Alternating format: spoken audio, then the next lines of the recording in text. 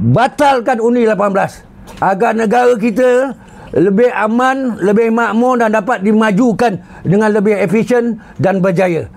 Itulah saranan saya sebagai pemimpin NGO nasional yang lama, dan kita betul akan pastikan sebelum akhir tahun ini kita akan bertindak. Tuan-tuan dan puan-puan tahu tak kenapa kerajaan pada tahun 2022 pilihan raya yang ke-15 sampai tergantung? Kerana tiada parti politik yang menang secara majoriti.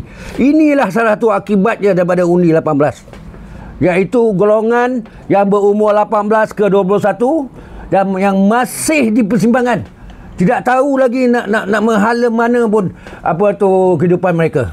Masa tu mereka baru lepas sekolah, nak ke universiti ke, nak ke college mana ke, nak kerja ke. Saya pun ada anak 3 orang, tapi alhamdulillah dah lepas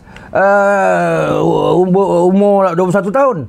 Cuba tanyalah 18 ke 21 tahun ni, mak ayah pun masing-masing pun dah menyampah tengok anak-anak dia. Sebab apa? Menyemak je kat rumah. Dan kemudian dah tak tahu nak duduk mana, malam-malam merempit. Inilah keadaan yang berlaku di Kuala Lumpur ni. Ini saya cakap terang-terang. Saya lama duduk di Kuala Lumpur ni.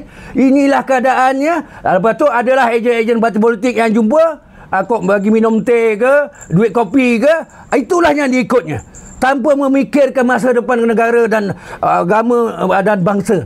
Inilah akibat dia. Jadi saya sarankan dan saya mendesak agar undi 18 ini diperhalusi dan juga ditarik balik di peringkat parlimen, dan juga kalau boleh kita akan buat petition di mahkamah.